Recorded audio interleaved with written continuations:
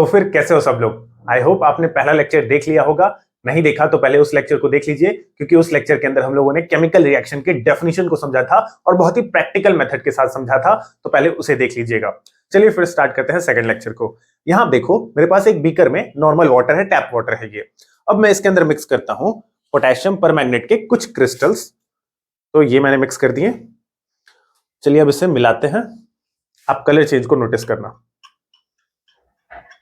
आपको दिख रहा होगा कि ये पर्पल कलर का हो चुका है वाटर। ठीक है, अब हम इसमें मिक्स करेंगे लेमन जूस। ठीक है, लेमन के अंदर प्रेजेंट होता है साइट्रिक एसिड। तो ये रहा हमारे पास लेमन। हम उसे स्क्वीज करते हैं और इसके जूस को इस वाटर के साथ मिलाएंगे जिसमें हम लोगों ने पहले पोटेशियम परमैंगनेट को ऐड किया है। ओके, सो चलिए इसे मिक्स करते हैं। देखो आपके सामने हो रहा है। वाओ, मुझे भी इसका टेस्ट मिल गया। कोई बात नहीं, रिएक्शंस में तो ये होते ही रहता है।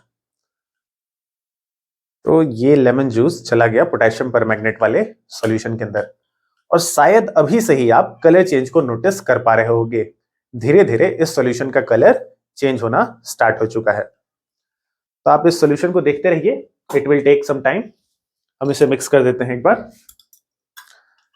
थोड़े समय बाद ये सॉल्यूशन पूरे तरीके से कलरलेस हो जाएगा।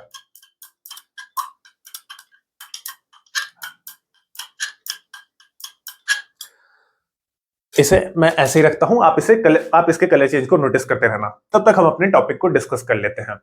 पिछले क्लास में हम लोगों ने केमिकल रिएक्शन के डेफिनेशन को समझा था, बहुत ही प्रैक्टिकल तरीके से समझा था, बहुत मजेदार लेक्चर था वो।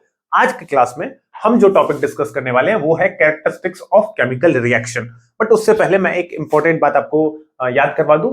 इस लेक्चर के खत्म होने के बाद आपको ये वाला वीडियो जाकर जरूर देख लेना है, how to write chemical formula.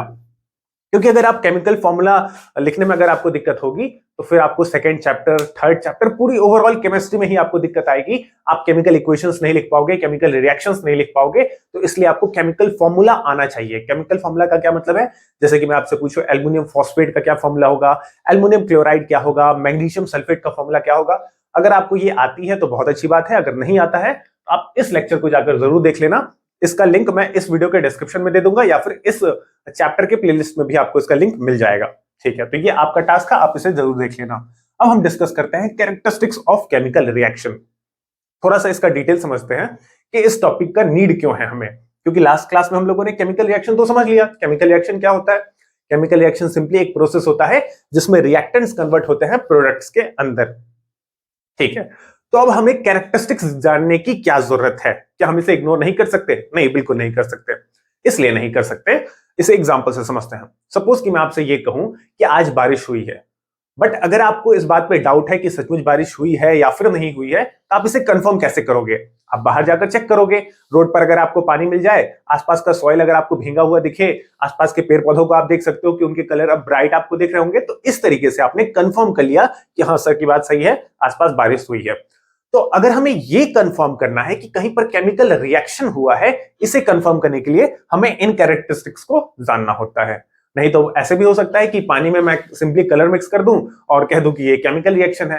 तो ये बात किस तरीके से डिफरेंट है, केमिकल रिएक्शन को हम कैसे कंफर्म करेंगे, इन कैरेक्टरिस्टिक्स को देखकर हम कंफर्म करेंगे।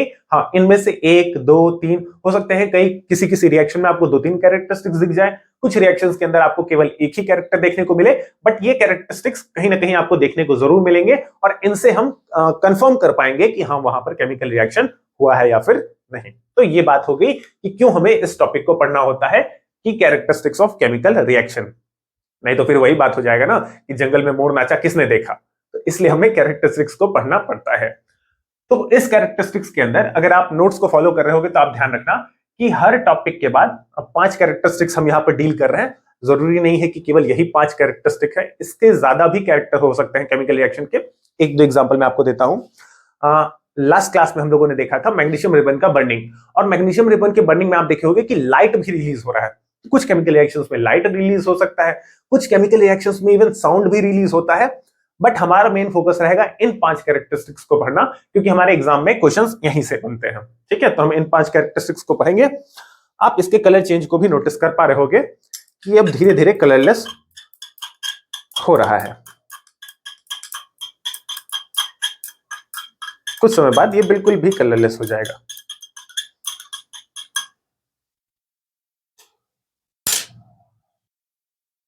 ओके, तो हम लोगों ने ये डिस्कस किया कि पहला कैरेक्टरिस्टिक है किसी भी केमिकल रिएक्शन का, पहला कैरेक्टर ये हो सकता है कि वहां पर कलर चेंज हमें देखने को मिले लाइक दिस।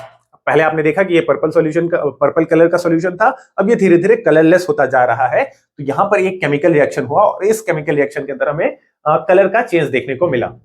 आप इसके बाद कुछ लाइंस जरूर छोड़ दीजिएगा, ऐसा मैं इसलिए कह रहा हूं क्योंकि मैं यहां पर कोई भी केमिकल इक्वेशंस आपको फिलहाल लिखवाने वाला नहीं हूं।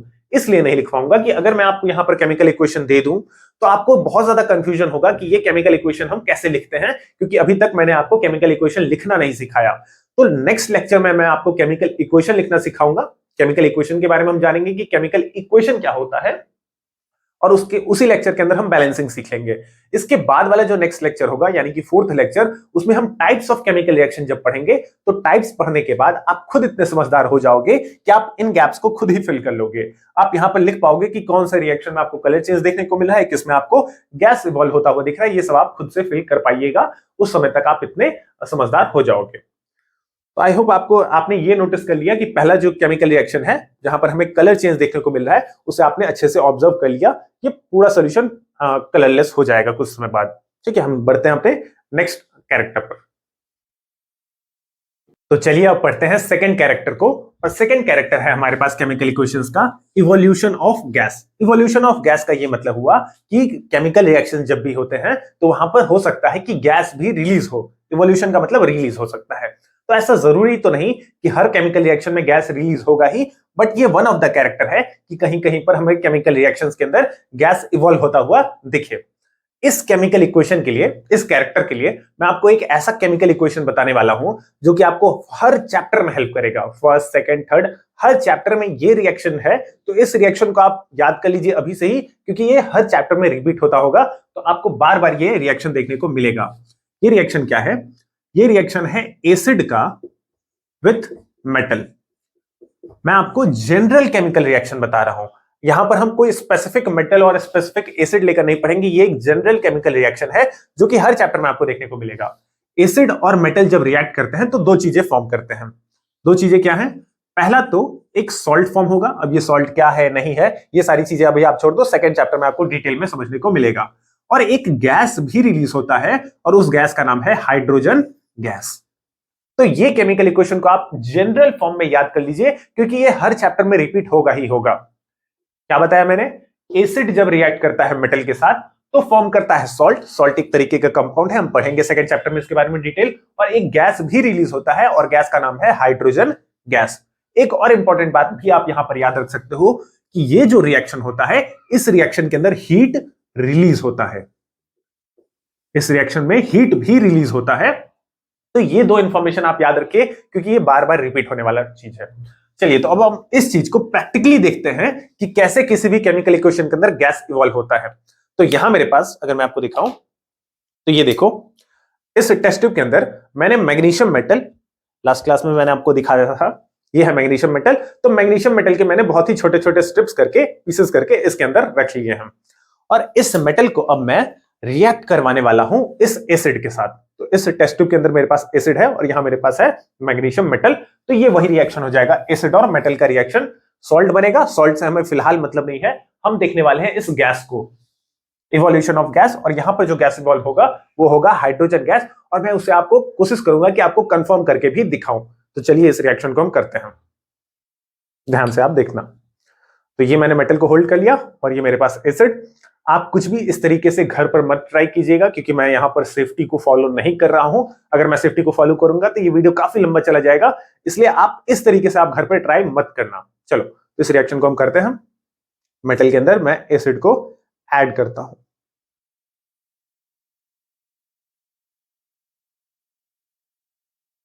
और अब आप देखिए यहां पर कि आपको गैस रिलीज होता हुआ दिख रहा होगा, यहां पर बबल्स फॉर्म हो रहे हैं।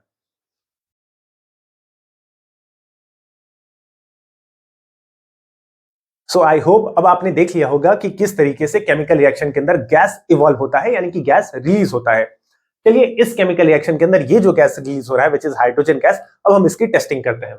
मैं लाइट्स को थोड़ा सा डिम कर देता हूं और आप नोटिस करना कि आपको ये गैस बर्न होता हुआ दिखेगा।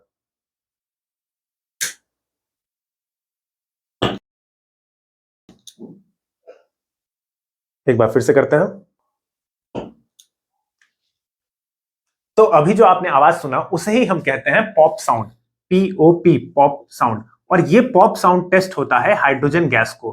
तो हाइड्रोजन गैस की टेस्टिंग कैसे करते हैं ये अभी मैंने आपको दिखा दिया। हाइड्रोजन गैस जब बर्न होता है, जब उसके पास हम कोई बर्निंग सब्सटेंस ले जाते हैं, वो जब बर्न होता है तो वो पॉप साउंड के साथ बर्न होता है। इससे ये कंफर्म होता है कि वो जो गैस था वो हाइड्रोजन गैस ही था। तो इस तरीके से हम लोगों ने अपने सेकंड कैरेक्टर को पढ़ लिया which was evolution of gas. अब हम अपने थर्ड कैरेक्टर को पढ़ते हैं, चेंज इन टेम्परेचर। तो चेंज इन टेम्परेचर को पढ़ने के लिए आप ये समझिए पहले कि किसी भी केमिकल रिएक्शन के अंदर टेम्परेचर दो तरीके से चेंज हो सकते हैं केमिकल रिएक्शंस के अंदर। पहला तरीका ये है कि केमिकल रिएक्शन के अंदर हो सकता है कि हीट बाहर की तरफ निकले, हीट रिलीज हो, या फिर ऐसा भी हो सकता है कि कुछ केमिकल रिएक्शंस के अंदर हीट एब्जॉर्ब हो, रिएक्शन हीट को एब्जॉर्ब करे तो आसपास आपको ठंडक महसूस होगी। तो जिन केमिकल रिएक्शंस के अंदर हीट इवॉल्व होता है, हीट रिलीज होता है, उसे हम नाम देते हैं एक्सोथर्मिक केमिकल रिएक्शंस। और जिनके अंदर हीट एब्जॉर्ब हो रहा होता है, हीट अंदर की तरफ जाता है, उसे हम नाम देते हैं एंडोथर्मिक केमिकल रिएक्शन। मैंने इसे ऐसे याद किया था, एक्सोथर्मिक के अंदर आप देखोगे कि EX वर्ड है और EX से हम बना सकते हैं एग्जिट। एग्जिट का मतलब होता है बाहर जाना। तो एक्सोथर्मिक केमिकल रिएक्शन के अंदर हीट भी बाहर जाता है, एग्जिट हो रहा होता है। एंडोथर्मिक के लिए मैंने डी को डिलीट कर दिया तो ये वर्ड बन गया इनो, और इनो को हम कंज्यूम करते हैं, इनो को हम पीते हैं, बॉडी में अंदर की तरफ लेते हैं।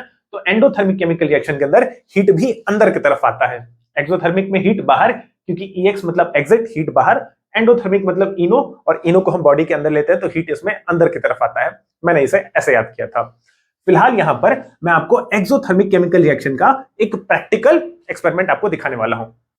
तो एक्सोथर्मिक केमिकल रिएक्शन को समझने के लिए हम इसी सेम एग्जांपल का यूज कर सकते हैं, क्योंकि मैंने आपको पहले ही बताया था कि जब एसिड मेटल के साथ रिएक्ट करेगा तो उस दौरान हीट रिलीज होता है। तो हीट रिलीज का मतलब है कि ये एक एक्सोथर्मिक रिएक्शन है। चलिए इसे प्रैक्टिकली समझने की कोशिश करते हैं। यहां मेरे पास आप देखो एक थर्मोमीटर है, इसका टेम्परेचर फिलहाल का मैं आपको दिखा देता हूं। तो अभी आप इसमें नोटिस कर पा रहे होंगे कि ये टेम्परेचर हमें शो कर रहा है अप्रोक्सीमेट 30 और 40 के बीच, यानी कि लगभग 35 डिग्री सेल्सियस हमें टेम्परेचर शो कर रहा है। तो अभी आपने देखा कि थर्मोमीटर हमें 35 डिग्री सेल्सियस टेम्परेचर शो कर रहा है, बट जब मैं इसे इस एसिड और मेटल वाले सॉल्यूशन में ले जाता हूं तब इसका टेम्परेचर क्या होगा, चलिए देखते हैं।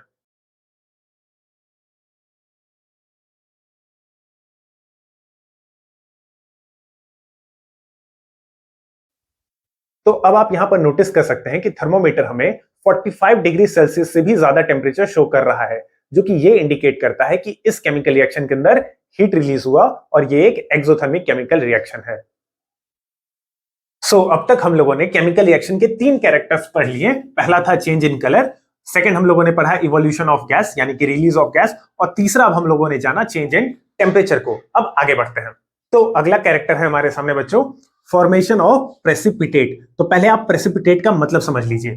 कुछ केमिकल रिएक्शंस में ऐसा होता है कि एक सॉलिड सा या फिर सेमी सॉलिड सा कुछ एक ऐसा सब्सटेंस बन जाएगा जो कि रिएक्शन में, कंटेनर में, जिस जगह भी हम रिएक्शन करवा रहे हैं, टेस्ट ट्यूब में या फिर बीकर के अंदर, तो वो जो कंपाउंड फॉर्म होगा, प्रेसिपिटेट फॉर्म होगा, वो बीकर में आकर नीचे की तरफ सेटल होने लगेगा, वो रिएक्शन में नीचे सेटल हो जाता है। इस तरह का कोई भी जो कंपाउंड होगा उसे हम प्रेसिपिटेट नाम देते हैं। प्रेसिपिटेट क्या होता है, ये एक इनसॉल्युबल सब्सटेंस होता है जो कि सॉलिड या सेमी सॉलिड फॉर्म में हो सकता है, और ये क्या करेगा, ये रिएक्शन में नीचे की तरफ आकर सेटल हो जाता है।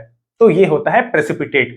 तो इस केमिकल रिएक्शन में मैं आपको थोड़ा सा हिंट दे देता हूं, क्योंकि इस रिएक्शन को हमें फर्दर इस चैप्टर में पढ़ना ही है। ठीक है, टाइप्स ऑफ केमिकल रिएक्शन के अंदर हम इसे पढ़ेंगे फिर से। तो इसका मैं आपको हिंट दे देता हूं कि मैं आपको कौन सा एक्सपेरिमेंट दिखाने वाला हूं। यहां पर मैं यूज में लेने वाला हूं कैल्शियम हाइड्रोक्साइड का, और कैल्शियम हाइड्रोक्साइड को मैं रिएक्ट करवाऊंगा कार्बन डाइऑक्साइड से, और हमें जो कंपाउंड फॉर्म होता हुआ मिलेगा, हमें मिलेगा कैल्शियम कार्बोनेट। तो आप देखो कि इस केमिकल रिएक्शन को मैं किस तरीके से दिखा रहा हूं। यहां पर कैल्शियम कार्बोनेट जो फॉर्म होगा वो एक प्रेसिपिटेट होगा, इनसॉल्युबल सब्सटेंस होगा, जो कि रिएक्शन में सॉल्युबल नहीं होता है, इसलिए वो नीचे आकर सेटल हो जाता है। तो चलिए इसे देखते हैं। यहां पर मेरे पास कैल्शियम हाइड्रोक्साइड का सॉल्यूशन है, और सही बताऊं तो इसे बनाने में बहुत टाइम लगा, क्योंकि मेरे पास कैल्शियम हाइड्रोक्साइड का सॉल्यूशन नहीं था। बार बार इसे मल्टीपल फिल्ट्रेशन करने के बाद ये प्रिपेयर हुआ है। तो अभी अब आप इस सॉल्यूशन को देखिए, आपको काफी मासूम सा ये सॉल्यूशन दिख रहा होगा। इसके अंदर आपको कुछ भी पार्टिकल्स नहीं शो हो रहे होंगे। बॉटम पर आप देखो तो आपको पार्टिकल्स नहीं दिख रहे होंगे अभी कुछ भी। ठीक है, तो ये क्लियर सॉल्यूशन है आपके सामने।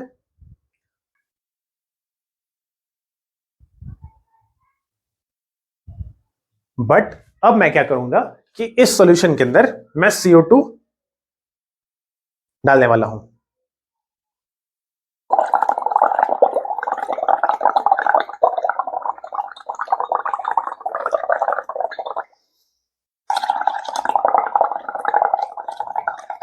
One eternity later.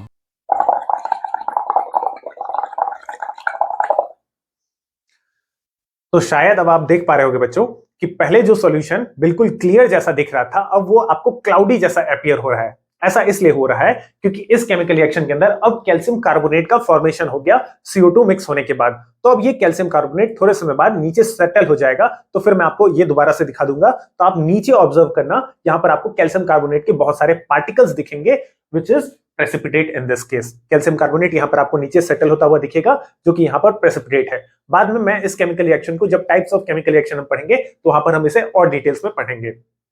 तो फिलहाल मैं इसे रख देता हूं और बाद में आपको दिखाता हूं जब ये कैल्शियम कार्बोनेट थोड़ा नीचे सेटल कर जाएगा।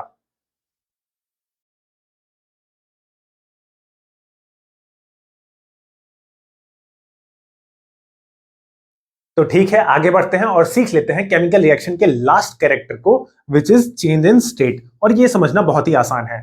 स्टेट से हमारा यहां मतलब है सॉलिड, लिक्विड एंड गैस। 3 तरीके के स्टेट्स होते हैं, आप सभी को पता है। ठीक है, तो केमिकल रिएक्शंस के अंदर हो सकता है कि सॉलिड सब्सटेंस कन्वर्ट हो जाए लिक्विड के अंदर, ऐसा भी हो सकता है कि लिक्विड कन्वर्ट हो जाए गैस के अंदर, या फिर उल्टा भी पॉसिबल है। तो केमिकल रिएक्शन के अंदर मिला जुला कर ये बात है कि हमें चेंज इन स्टेट भी देखने को मिल सकता है। और इसे समझने के लिए हम बहुत ही आसान से एग्जांपल का यूज कर सकते हैं। कैंडल तो जलते हुए आप सभी ने देखा है। तो अगर मैं यहां पर इस कैंडल को जलाऊं, तो आप ये नोटिस करो कि ये कैंडल जब जल रहा है, तो कैंडल के अंदर क्या होगा कि कैंडल का ये जो वैक्स है अभी फिलहाल ये सॉलिड स्टेट में है, बट कुछ समय बाद ये वैक्स पिघलना स्टार्ट करेगा और ये वैक्स कन्वर्ट होगा लिक्विड स्टेट के अंदर। तो सॉलिड वैक्स कन्वर्ट होगा लिक्विड स्टेट के अंदर, तो ये चेंज इन स्टेट का एग्जांपल है। अच्छा, आपने यहां पर गैस इवॉल्व होता हुआ भी देखा, कुछ वैक्स गैस में भी कन्वर्ट होगा। तो यहां पर सॉलिड से गैस में भी कन्वर्ट हो रहा है और सॉलिड से लिक्विड में भी कन्वर्ट हो रहा है। यहां पर आपको वैक्स गिरता हुआ दिखेगा।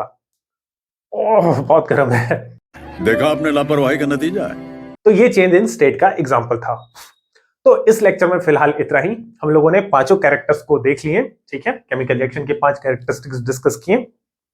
नेक्स्ट चैप्टर के अंदर, नेक्स्ट लेक्चर के अंदर हम लोग डिस्कस करेंगे केमिकल इक्वेशंस, और केमिकल इक्वेशन का बैलेंसिंग भी हम लोग उसी लेक्चर के अंदर सीख लेंगे। फिर से मैं आपको एक बार रिमाइंड करवा दूं कि इस लेक्चर के खत्म होने के बाद आप how to write chemical formula ये वीडियो जरूर देख लीजिएगा, क्योंकि ये सभी चैप्टर्स में आपका हेल्प करेगा। और इस वीडियो का लिंक आपको इसी वीडियो के डिस्क्रिप्शन में मिल जाएगा।